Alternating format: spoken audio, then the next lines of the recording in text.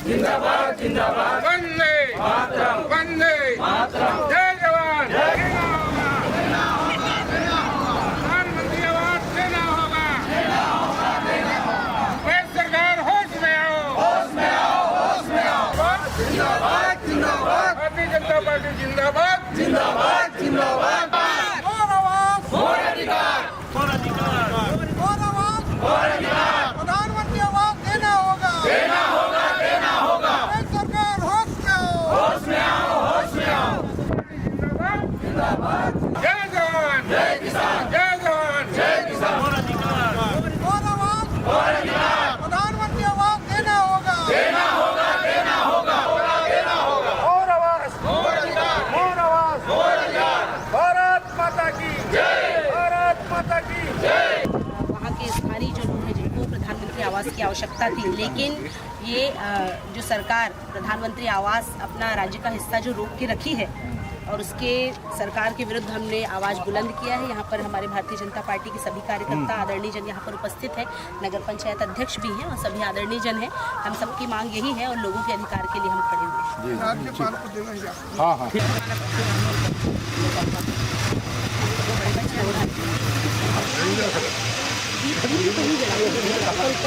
कार्यकर्ता सम्मेलन में उपस्थित माताओं एवं युवा साथियों, आप सब जानते हैं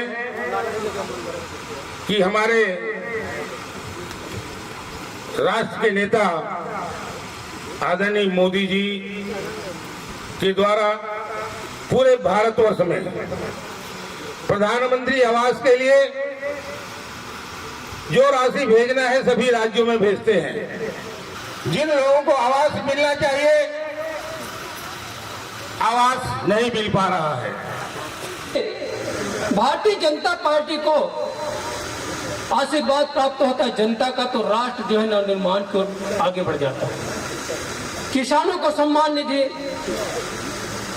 हर घर को कच्चे घर को पक्की छत की आवास, जिसके कार्यक्रम हम सब आज उपस्थित हैं। लेकिन बड़ी दुखद बात है, इस क्षेत्र में जो विकास 15 साल में हुआ, महाविद्यालय मिला, बखारा को नगर पंचायत का दर्जा मिला, बखारा को तहसील का दर्जा मिला, बखारा में ITI, बखारा के जो पुरानी रोड है धमतरी से रायपुर पहुंच रोड, उसका नवनिर्माण, प्रत्येक गांव में स्कूल कॉलेज की व्यवस्था, ये सारी व्यवस्था जब ये सबको हमको चौक चौराहों में विभिन्न स्थानों में बताने की आवश्यकता है। एक भी स्वच्छ भारत जो घर घर शौचालय बने, सबसे ज्यादा अगर महिला मन के सम्मान कोई पार्टी करते तो भारतीय जनता पार्टी करते, कांग्रेस कभी नहीं करे। प्रधानमंत्री आवास योजना, महिला मंत्री, राशन का सम्मान करेगा, कोई काम करे तो भारतीय जनता पार्टी करे, कांग्रेस कभी महिला मन के सम्मान नहीं करे। मोदी जी की सरकार, गोगरन भाई बता दो, इससे रोज आप शिव पुराण सुनते हो, प्रदीप मिश्रा का, धीरेन्द्र शास्त्री का, बागेश्वर बाबा का आवाज छत्तीसगढ़ में सबसे ज्यादा धर्मांतरण होता। ये गायत्री वालों ने नारा लगा था, हम सुधरेंगे युग सुधरेगा, चिल्लाए से नहीं हुआ। अब बचपन में एक तो कहानी पढ़ रहे थे, एक साधु जो है ना, तोता मन फंस जाए थे जाली में, तो साधु ये दाना डालता है, जाल फैलाता है, नहीं फंसना है। अब साधु खुश हो जाते एकदम कि अब तोता मन पूरा सीख गया, अब नहीं फंसे। दूसरा दिन देखते तोता मन फिर फंसे जाली में। कार्यक्रम मुख्य रूप से भारतीय जनता पार्टी के, यानी कहिए कि नागरिकों के अधिकार के लिए ये एक कार्यक्रम सम्मेलन रखा गया है, जिसका मुख्य मुद्दा है मोर आवास मोर अधिकार। इसके अंतर्गत केंद्र सरकार तो आवास के लिए तैयार है, प्रधानमंत्री आवास लोगों को मिलना चाहिए, लेकिन छत्तीसगढ़ में राज्य सरकार अपना अंशदान नहीं दे रही है, जिसके कारण यहाँ लोगों को आवास नहीं मिल रहा है। छत्तीसगढ़ में भूपेश बघेल की सरकार ने इस योजना को रोक के रखा है। अब ये समीक्षा आपको करनी है कि आपको भारतीय जनता पार्टी की वो सरकार चाहिए जो 15 साल तक राज्य में थी और सभी को लेकर सबके साथ विकास कर रही थी, कि वापस यही कांग्रेस की सरकार चाहिए जो हर किसी को केवल और केवल हर किसी के विकास में अवरोध डाल रही है और सिर्फ यहाँ अगर कोई कमाई कर रहा है अवैध कमाई तो कांग्रेस के कार्यकर्ता कर रहे हैं, कांग्रेस के नेता कर रहे हैं। और ये बोलने में मुझे कतई संकोच नहीं है। आपके पास आवास की सुविधा नहीं है, आपके लिए राज्य सरकार के पास बेरोजगारों के लिए भत्ता नहीं है, वृद्धा पेंशन को बढ़ाने का वादा किया था उनके लिए पेंशन नहीं है, सामाजिक सुरक्षा का कोई पेंशन नहीं है, दिव्यांगों के लिए कोई योजना नहीं है, बिहान के लिए कोई योजना नहीं है, कोई स्कूल कॉलेज खुलवाने की कोई योजना नहीं है। और डॉक्टर रमन सिंह जी के कार्यकाल में या कहूँ मैं अजय चंद्राकर जी के मंत्रित्व कार्यकाल में सिलौटी कॉलेज का बिल्डिंग भी पास हो गया था, उसका भी पैसा वो ले गई, कॉलेज भी बनाने के लिए उनके पास पैसा नहीं है। कुरुद के 100 बिस्तर के अस्पताल का पैसा वापस ले गई, वहाँ 100 बिस्तर अस्पताल बनाने के लिए उनका पैसा नहीं है।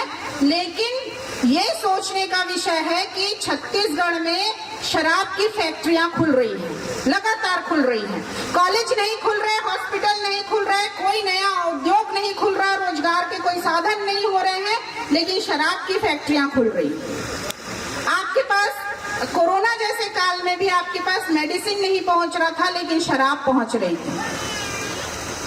घर बैठे हमारे यहाँ कुरुद विधानसभा की अगर बात करूं तो हमारे यहाँ केवल 2 अगर कहूँ भट्टियां हैं तो कुरुद और भखारा, लेकिन सारी जगह की व्यवस्थाएं महिलाओं की मांग पर बंद किया तो अजय चंद्राकर जी ने बंद करवाया, क्योंकि यहाँ अव्यवस्थाएं फैल रही थी। ये मांग आ रही थी कि मतलब युवा पीढ़ी या बच्चे या जो भी स्थितियां शराब की वजह से बिगड़ रही है। आज की स्थिति आप अपने दिल पर हाथ रखकर कहिए, बद से बदतर हो गई है, हर शहर की, हर गांव की, हर गली की। तो इसके लिए क्या करना है?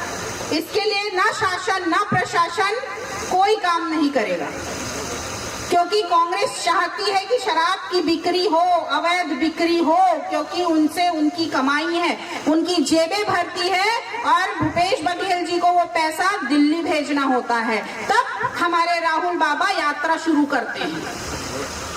60 साल में किसी कांग्रेसी ने ये नहीं सोचा कि भारत जोड़ो यात्रा करनी है, लेकिन हमारे दीनदयाल उपाध्याय जी और मुखर्जी जी ने एक नारा दिया था कि कश्मीर से कन्याकुमारी तक भारत एक है। और जब धारा 370 हटती है तो ये पता भी चलता है कि हमारे पुरोधाओं ने जो बातें कही है वो पीढ़ी दर पीढ़ी पूरी होंगी और देश के लिए, समाज के लिए भारतीय जनता पार्टी सदैव तत्पर रहेगी और सदैव कार्य करती रहेगी।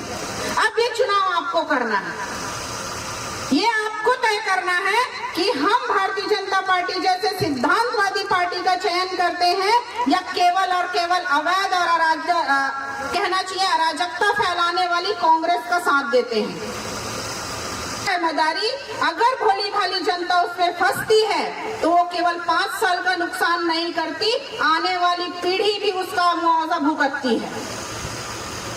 अगर यहाँ कहती अगर मैं कि भाजपा की सरकार होती प्रदेश में तो हमारा कम से कम कृषि विद्यालय खुल जाता, वहाँ का बिल्डिंग बन जाता, कॉलेज की बिल्डिंग बन जाती, भीम भैया ने कहा कि मेडिकल कॉलेज हो जाता, एम्स जैसी सौगात कुरुद विधानसभा क्षेत्र में है। पूरे देश में खोज कर आइएगा कि कुरुद विधानसभा के जितनी जनसंख्या है, जितने क्षेत्रफल है, उस क्षेत्रफल में पूरे देश में कहीं एम्स है क्या?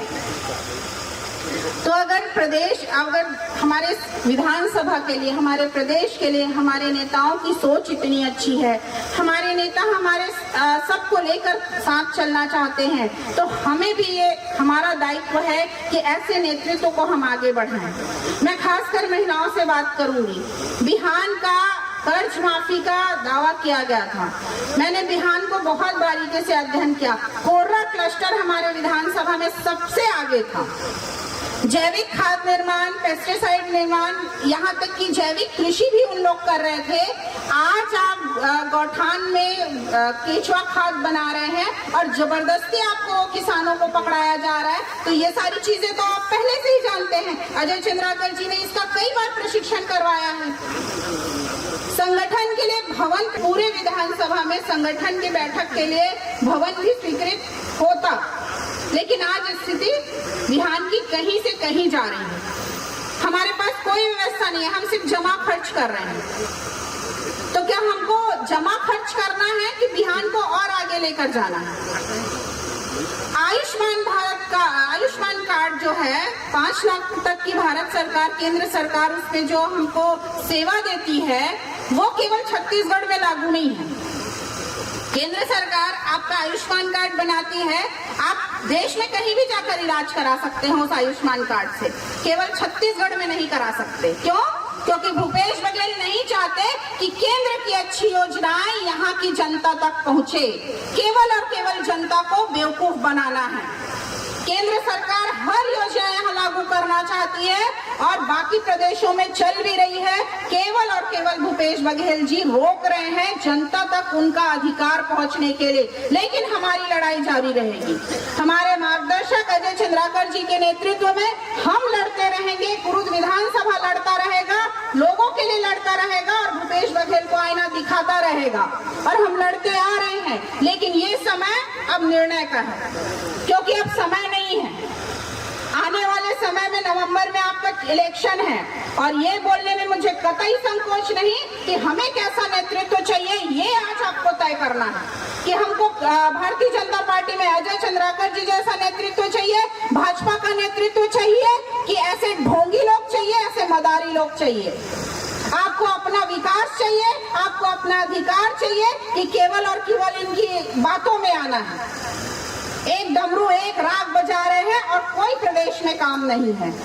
मैं आप सभी से निवेदन करूंगी, यहाँ ज्येष्ठ और श्रेष्ठ कार्यकर्ता बैठे हैं, सभी भारतीय जनता पार्टी के समर्थक बैठे हैं और अन्य लोग भी आए हैं, तो इन बातों को बहुत ध्यान रखिएगा। महिलाएं खासकर कि आपका बिहान का जो कर्ज है, आपका जो विकास होना था, जो आपका कहना चाहिए कि आपका प्रशिक्षण होना था, वो सारी चीजें रुक चुकी है। आयुष्मान भारत पर आप बात करिए, आप सबके पास जाकर बात करिए, आवाज के लिए आप बात करिए, लोगों को जागरूक करिए, क्योंकि ये हमारा भी नैतिक कर्तव्य है। अगर हम विकास चाहते हैं, हम अपनी आने वाली पीढ़ी के लिए अच्छा भविष्य चाहते हैं, तो ये हमारी नैतिक जिम्मेदारी है कि हम अच्छी सरकार चुने, हम अच्छे लोगों को नेतृत्व दें, वो अवसर दे, और इसके लिए बहुत जरूरी है कि हम सब भी उसके लिए तैयार रहें। आप सभी के लिए बहुत बहुत धन्यवाद स्नेह के लिए, और ये मंच मुझे प्रदान करने के लिए बहुत बहुत धन्यवाद। आने वाले समय में न केवल भखारा शहर बल्कि भखारा क्षेत्र और साथ ही साथ आप पूरे कुरुद विधानसभा और धमतरी जिले को भी प्रभावित करते हैं, तो हमारे जिले में भी ये संगठन आए, हमारा भारतीय जनता पार्टी का नेतृत्व आए, इसके लिए कमर कसेंगे। भारतीय जनता पार्टी जिंदाबाद, भारतीय जनता पार्टी जिंदाबाद, जय हिंद, जय छत्तीसगढ़।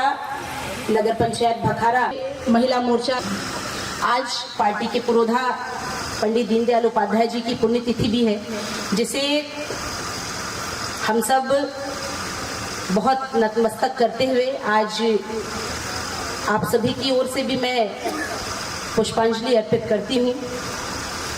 आज का दिन हम सब के लिए बहुत दुख की घड़ी भी है, और आज लेकिन कार्यकर्ता सम्मेलन है। सभी उपलब्धियों को स्वीकार करते हुए माननीय अजय चंद्राकर जी की पीठ थपथपाई और कहा कि सच में आपने एक जनसेवक के रूप में यहाँ पर कार्य किया। साथियों, ये नगर पंचायत है, इतना बड़ा और इतना विकसित नगर पंचायत शायद आपने पूरे छत्तीसगढ़ में नहीं देखा होगा। एक नहीं दो बाईपास है, इतना बड़ा खेल ग्राउंड है, और बाजू में जो एक बस स्टैंड बना, उसके पहले उसे गौठ हुआ। इस मंच पर नगर पंचायत अध्यक्ष बैठी हैं, वो इस बात की 4 वर्षों की गवाह है कि 1 रुपया भी इस नगर पंचायत के विकास के लिए यदि कांग्रेस की सरकार ने भेजा होता, यहाँ पर जनप्रतिनिधि के रूप में, चाहे वो जनपद सदस्य हो, चाहे ग्राम पंचायत के सरपंच हो, आज यदि सबसे ज्यादा कोई प्रताड़ित है तो हमारा सरपंच प्रताड़ित है। उसे जबरदस्ती पकड़ पकड़ के काम कराया जाता है। और यदि सरपंच कहते हैं भैया फंड नहीं है, हम काम नहीं करेंगे, तो सीओ के माध्यम से हमारे सरपंचों को धमकी दी जाती है। तो ये कैसी सरकार है? नगर निगम में काम नहीं देना, नगर पालिका में काम नहीं देना, नगर पंचायतों में काम नहीं देना, ग्राम पंचायतों में कोई भी विकास का कार्य नहीं होता। और यदि ये सरकार के पूरे प्रदेश की ग्राम पंचायतें, नगर निगम, नगर पालिका यदि चल रही है तो वो केंद्र सरकार के भरोसे चल रही है। धमतरी की यदि बात करूं तो नाली और रोड बनता है, कांग्रेस की सरकार वहां पर है, कांग्रेस के महापौर हैं, और रोज जब भूमि पूजन करने निकलते हैं तो मीडिया उनसे पूछती है कि क्या कर रहे हैं, तो बोले हम भूमि पूजन कर रहे हैं, पर ये बताने को तैयार नहीं ये पैसा कौन भेज रहा है। तो हमने कहा भैया ये आप भूमि पूजन आप जरूर कर लीजिए, लेकिन याद रखना ये पैसा तुम्हारे मुख्यमंत्री ने नहीं भेजा है, इसको हमारे केंद्र की सरकार माननीय मोदी जी ने इस पैसा को भेजा है। भाई हो हमारे सियान मन का है, थूके थूक में कभी बरा नहीं चुरे, लेकिन अब विश्वास होता है कि ये जो मुख्यमंत्री है ना वो थूके में बरा चुरोदिस, चुरोइस नहीं चुरोइस, हमारे सियान मन की कहावत ला भी झुटला के रख दिस। साथियों मेरा आग्रह केवल यही है, ये सरकार जिस भाषा में समझेगी उस भाषा में आपको बात करनी है। ये कांग्रेस जिस भाषा में समझेगी उस भाषा में हमें समझाने की आवश्यकता है। आए दिन सरपंचों को प्रताड़ित, सरपंच खुल के बोलने को तैयार नहीं है, कांग्रेस धमकी देती है। ये कैसी सरकार है? ये कैसे मुख्यमंत्री है? ये कैसे कांग्रेस के मुख्यमंत्री कैसी सरकार चला रहे हैं? किसान किसान किसान कहकर इस सरकार ने किसानों का वोट लिया और बार बार कहते हम समर्थन मूल्य में धान खरीदी कर रहे हैं। अब मुख्यमंत्री में कांग्रेस की सरकार में हिम्मत है तो वो स्पष्ट कर दे कि केंद्र सरकार ने आपके धान खरीदी के लिए कितना पैसा भेजा है। कौन कहता है प्रदेश की सरकार धान खरीदी करती है? मुख्यमंत्री स्टेटमेंट देते हैं सबसे अधिक धान खरीदी करने वाली अगर कोई राज्य है तो वो छत्तीसगढ़ राज्य है। इससे पहले भी धान खरीदी होती थी, इससे पहले भी हमारा किसान भाई धान बेचता था, इसके पहले ही केंद्र की सरकार पैसा भेजती थी धान खरीदी के लिए। 2040 रुपए आज भी यदि मिलता है हमारे किसान भाइयों को तो वो केंद्र की सरकार भेजती है। बारदाने से लेके धान उठा तक का कार्य यदि होता है तो वो केंद्र की सरकार उसके लिए पैसा भेजती है। 16 आना यदि केंद्र की सरकार लगाती है तो केवल 1 आना राज्य की सरकार देती है और अपनी पीठ थपथपा के कहती है कि 15 ट्रांसफार्मर खराब भी हो जाते तो बनाए के सुविधा बनाए के पैसा ये सरकार के पास नहीं है। कौन से मुंह से मुख्यमंत्री जी किसान किसान किसान बोलते, अपन आपला किसान बोलते, हम तो खुश हैं भैया। ठीक है यदि आप भी बड़े किसान हो तो हमारे छोटे किसान भी तो हैं। किसान के दुखों किसान की पीड़ा आपला दिखाई नहीं दे। केवल समर्थन मूल्य में धान खरीदी से कुछ नहीं होना है। आज जो पीड़ा से हमारे किसान भाई गुजरे थे, आज जो दर्द और तकलीफ से हमारे किसान भाई गुजरे थे, आने वाला समय में ये मुख्यमंत्री माफ नहीं करना है, माफ करना ही नहीं है। कोई भी वर्ग ऐसा बचा नहीं जिसे भूपेश ने छला नहीं। वाणी के धनी हैं, वो बोलने खड़े होते हैं, उनकी वाणी में सरस्वती जी विराजमान करने लगते हैं। आदरणीय डॉक्टर जी मेरे मित्र साथी, कार्यकर्ता का जो भाव होना चाहिए ना उनसे सीखना चाहिए आपको। अच्छा भाषण आप लोगों ने सुना, तो भाषण कम हो इसके समर्थक आते हैं। देखिए ये कार्यकर्ता सम्मेलन, जब कार्यकर्ता को कोई कार्यक्रम दो तो कार्यकर्ता के संगठन के कौशल की एक परीक्षा होती है। कार्यकर्ता सम्मेलन ये दूसरा बहुत अच्छा कार्यकर्ता सम्मेलन मौरी गोजी का हुआ था 5 गांव का करठौली में। एक जिसमें रंजना जी फिर से आमंत्रित हैं, आप सबको भी मैं अतिथियों को, पदाधिकारी को आमंत्रित कर देता हूँ। मधुबन में 19 तारीख को है, यही 12 से 2 बजे।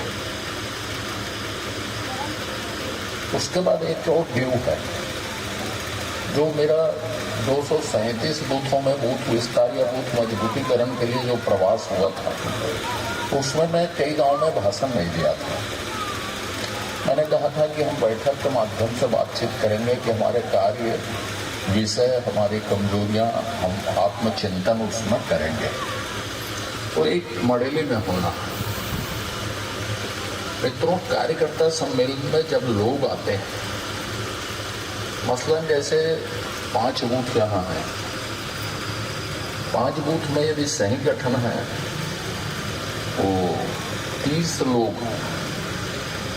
स्थानीय समिति में हैं, 16 लोग महिला मोर्चा में हैं, 16 लोग युवा मोर्चा में हैं, IT सेल है, BLO 2 है, इनके सचिव हैं कि मुझे भविष्य में क्या करना है। तो मुझे कहीं पर नहीं लगता कि आपको किसी भाषण की जरूरत है। कोई भी राजनीतिक दल और खास तौर पे भारतीय जनता पार्टी जैसा राजनीतिक दल, जिसको केडर बेस कहते हैं, केडर कम पब्लिक बेस पार्टी कहते हैं, तो ये विचारधारा पर और कार्यकर्ताओं पर आधारित ज्यादा रहा। संख्या बल की चिंता हम इसलिए करते हैं कि अब हम शुरुआती दौर से निकल चुके हैं। सरकार बनाने के लिए, देश बनाने के लिए, भारत के निर्माण के लिए लड़ाई लड़ते हैं। मैं बीजेपी की ऐसी मीटिंग, ऐसी जुलूस देखा हूं, इसमें 5 लोग हैं तो उसमें मंडल के चुनाव हो रहे हैं, 7-8 लोग हैं तो जिले की जुलूस निकल रही है, 15 लोग हैं तो संभाग की बैठक हो रही है। दूसरी बात, जो पार्टी सरकार के ऊपर निर्भर होती है या जो संगठन सरकार के ऊपर निर्भर होता है, जैसे हम छत्तीसगढ़ में विपक्ष में, आप बखारा शहर में जिसका ये प्रतिनिधि मंडल सम्मेलन है शहर का, उसमें अब सरकार में जनादेश कितना है? जो जनादेश पुरुष को मिलता था, सबसे अधिक जनादेश पुरुष के पास है। जो जनादेश पुरुष को मिलता था, मतलब 14 पुरुष ने 2 बार दोहराए हैं। और मैं हमेशा बोलता था कि एक और जीत जाते तो ये जसपुर हो जाता। पूरे 15 जीते, लेकिन जसपुर का इतिहास ऐसा रहा है कि 15 निर्विरोध भी आए। स्वर्गीय कुमार दिलीप सिंह जुदेव का अपना एक अलग प्रभाव था। जो मंडल अध्यक्ष यहाँ पर हैं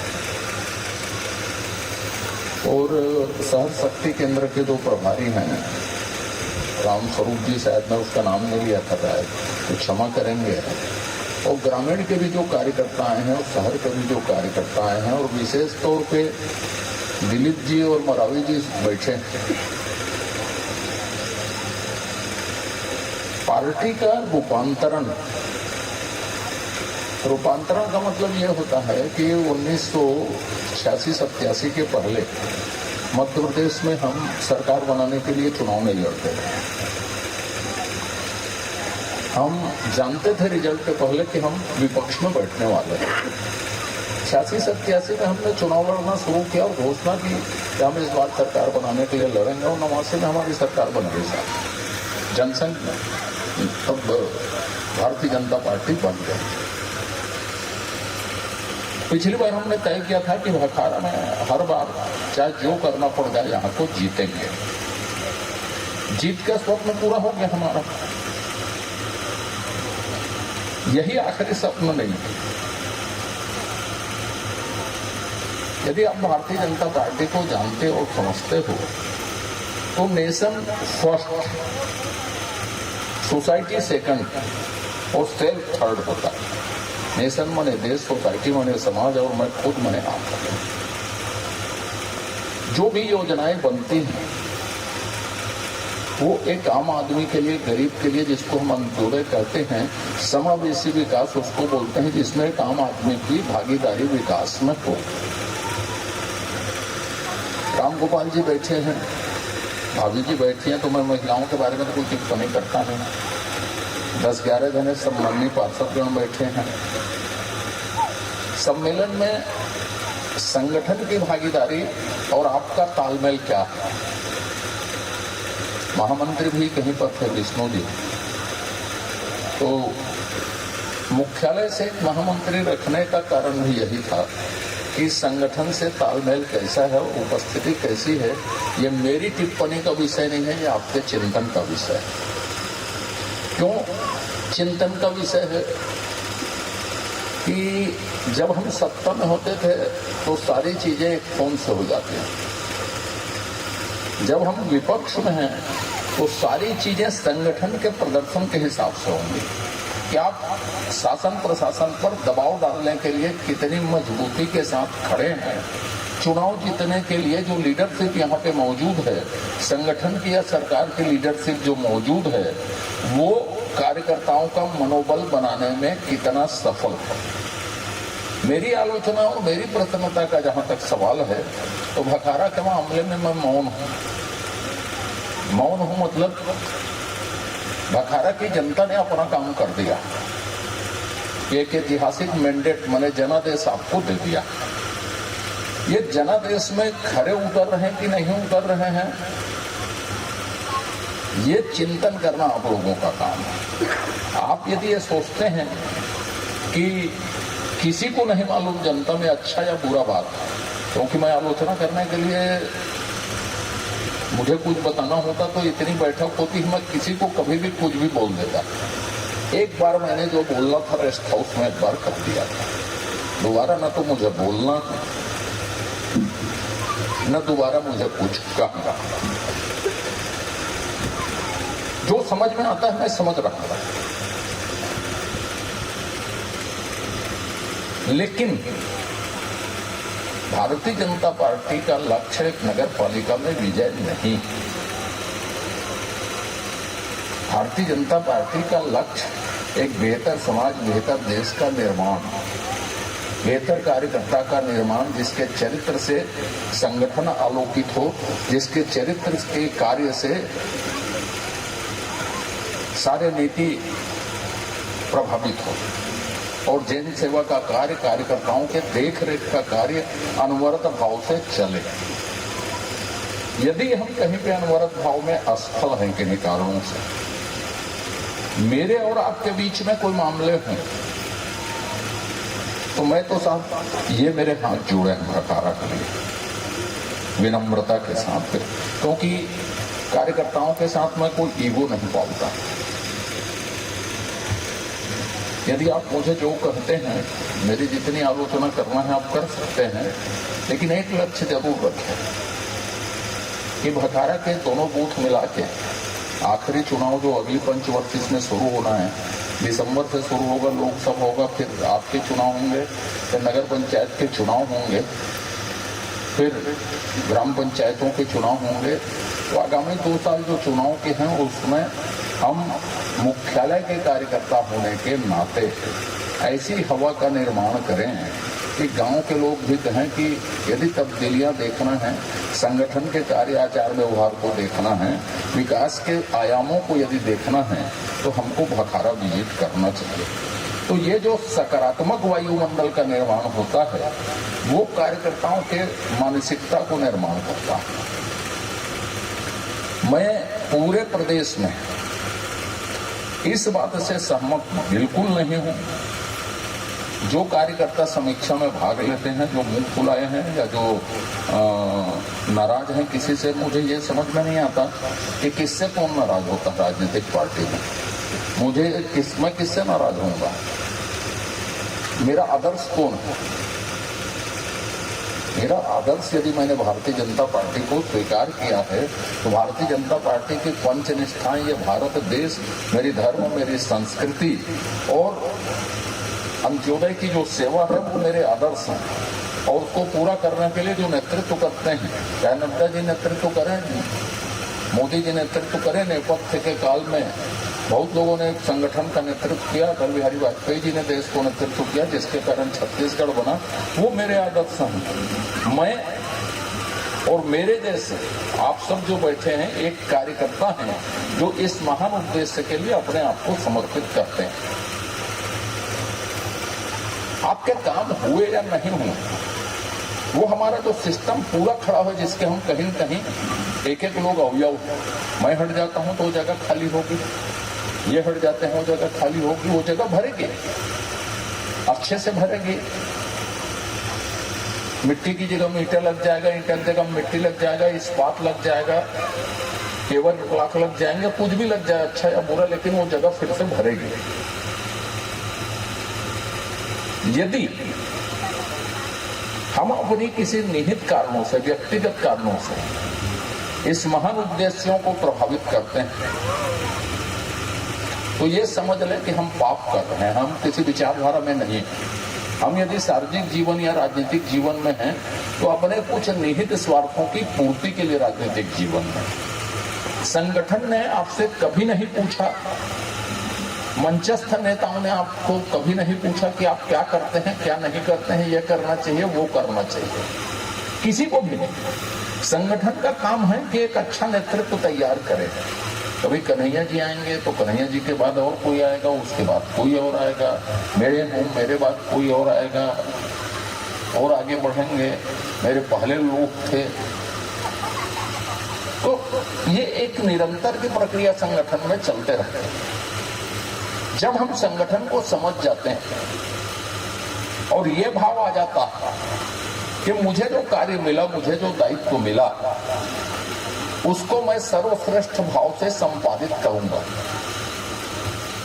मेरे आजू बाजू कोई नहीं है, मैं खुद अपने आप में एक संपूर्ण भारतीय जनता पार्टी हूं। एक अणु या एक परमाणु में पूरा उतनी ताकत रहती है जो हिरोशिमा में बम गिरा के सारे परमाणुओं में थी, वो एक अणु के अंदर भी उतनी ऊर्जा रहती है। कार्यकर्ता यहाँ से उठ के जब यहाँ तक प्रधानमंत्री तक पहुंचता है तो प्रमाणिक कार्य के बलबूते पर पहुंचता है। नरेंद्र मोदी जी, नड्डा जी सब एक कमरे में रहे, ब्रश भी हाथ से चलाए हैं, पोस्टर भी चिपकाए हैं। इतने बड़े लोगों से मैं अपनी तुलना नहीं कर सकता, लेकिन पेंटिंग मैंने भी की, पोस्टर मैंने भी चिपकाए। मैंने जो काम मिले उसको प्रामाणिकता के साथ करना। आप जिस दिन मन में ये ठान लें प्रामाणिकता के साथ करना और इस संगठन के उद्देश्यों के प्रति अपने आप को समर्पित करते हैं, निहित स्वार्थों को, निहित उद्देश्यों को, व्यक्तिगत चीजों को यदि नीचे रखते हैं, संत कोई नहीं, नीचे रखते हैं, तो आज आप मेरे से लिखवा के ले लें भखारा शहर के कार्यकर्ता कि आप जीत रहे हैं। अभी मैं यदि किसी से पूछूंगा तो जितने लोग आए हैं बोलेंगे मेरे वार्ड से आए, मेरे वार्ड से आए, मेरे वार्ड से आए। यदि उसको जोड़ दोगे तो शायद 1,000 की उपस्थिति हो जाएगी जितने की वो संख्या बता रहे हैं उसको, क्योंकि मैं 3-4 लोगों से पूछ चुका। तो इस आत्मचिंतन में कोई ऊपर मंचस्थ कार्यकर्ता तब आपकी सुनता है, तब आपके कार्य की प्रामाणिकता बढ़ती है, तब आप संगठन और बाकी चीजों के लिए अपरिहार्य होते हैं जब आप परिणाम देते हैं। जब आप सिर्फ भाषण देते हैं तो भाषण तो साहब माइक में, टेप में मिल जाएगा। मुकुंद रेडियो वाले हैं ना, उससे मैं अटल जी के 50-100 भाषण निकलवा दूंगा आपके लिए। रोज सुनिए भाषण सुनने की यदि जरूरत। इसलिए भारतीय जनता पार्टी के कार्यकर्ता होने के नाते आज ये सम्मेलन न हताशा का है न निराशा का है, ये आई ओपनर है, आंख खोलने वाला है। समझ रहे हैं ना, इस संगठन और यहाँ के निर्वाचित सभा के बीच में कार्य की प्रामाणिकता कैसे हो, इसके लिए हमको एक नए प्रयास की जरूरत है। वो जरूरत पूरी होगी, प्रयास होंगे। यदि किसी को लगता है ऐसा कि साहब मैं अच्छा कर रहा हूं, वहां सूचना नहीं देके अनुपस्थित होके, वो भी स्वीकार है। किसी को लगता है कि समीक्षा करने से बहुत अच्छा हो जाएगा, तो वो भी स्वीकार है। किसी को लगता है कि साहब मैं यदि संगठन को क्षति पहुंचा के नेता के तौर पे स्थापित हो जाऊंगा, तो वो भी स्वीकार है। सब चीजें स्वीकार है, कोई राग द्वेष नहीं, कोई राग द्वेष नहीं। ये प्रयत्न है। मैंने कहा ना, 5 लोगों के, 7 लोगों के, 15 लोगों के बैठक जुलूस अपन लोगों ने देखे हैं। यात्रा एक नई शुरू होगी, यही शुरू होगी। तो अनवरत यात्रा चलती है। अभी राज्यसभा में बहुमत नहीं है हमारा, उसके लिए और सरकार बनाने की जरूरत है। संविधान संशोधन की स्थिति नहीं है हमारी, बहुमत को बढ़ाने की जरूरत है। उसके लिए यात्रा चलती रहेगी। 144 सीट में हमारी उपस्थिति नहीं है दक्षिण में लोकसभा में, उसके लिए अभी से काम चल रहे हैं। आज नड्डा जी बस्तर में है, जहां हमारे सांसद नहीं है। यात्रा चल रही है, राष्ट्रीय अध्यक्ष बन गए तो क्या हुआ? अभी से 1 महीने पहले अमित शाह जी कोरबा में थे, हमारे सांसद नहीं है। संसद क्षेत्र प्रवास के तहत यात्रा चल रही है, उसमें क्या है? लेकिन ये बात जानिए, यदि हमने सार्वजनिक जीवन स्वीकार किया है तो संगठन है तो हम हैं, संगठन नहीं है तो हमारी आवाज, हमारी योग्यता, हमारा समर्पण एक नकार खाने की टूटी। अरण्य रोदन जिसको बोलते हैं ना, जंगल में रोते रहो तो कोई सुनने वाला नहीं है। तो हम यदि किसी संगठन से किसी तरह के बदला निकालने का भाव रखते हैं तो संगठन से कभी बदला नहीं चुकाया जाता। संगठन हम सब मिलके, आप खुद अपने आप से बदला चुका रहे हैं। ये भाव जिस दिन समझ में आ जाएगा, मैं सोचता हूं कि ये बसपा का कलर नहीं दिखेगा, मैंने खाली कुर्तियां नहीं दिखेंगी, फिर इसमें भगवा कलर दिखेगा। आप सब बैठे रहेंगे, ये यात्रा सफल होगी, निश्चित सफल होगी, हर हाल में सफल होगी। जो इस भाव में जी रहे हैं तो कृपया अपनी उस निद्रा को तोड़ दें, नए सवेरे का स्वागत करने के लिए तैयार हों, नहीं तो हम लोग कालातीत हो जाएंगे। और कालातीत होने के लिए भाजपा के कार्यकर्ता कभी पैदा नहीं हुए हैं, वो तो हर परिस्थिति में लड़ने वाले कार्यकर्ता हैं। जो मूल रूप से आंदोलन को समझते हैं वो लड़ेंगे ही और जीतेंगे ही। इस भाव के साथ मैं अपनी बात समाप्त करता हूं। विषय पर रंजना जी का बहुत अच्छा भाषण हुआ, ज्योति जी का, गौकरण जी का। शौर्य और पराक्रम से रक्षित ये सेना युद्ध के लिए तैयार है महाराज। तो इन लोगों का अच्छा भाषण हुआ। उपाध्याय अमर रहे, पंडित दीनदयाल उपाध्याय अमर रहे। भारत माता की जय, भारत माता की जय। आज पंडित दीनदयाल जी की पुण्यतिथि है और इस पुण्य अवसर पर सभी कार्यकर्ताओं को समर्पण राशि 100 रुपये से 2000 तक मोदी ऐप बना हुआ है, उसके माध्यम से किसी को नगद राशि देना नहीं है, अपने इच्छा अनुसार, लेकिन देना आज ही है, कल नहीं देना है। आज देना है, आज शाम रात तक खत्म करना है, यही सूचना देना है। और मैं पुनः दीनदयाल जी को नमन करता हूँ।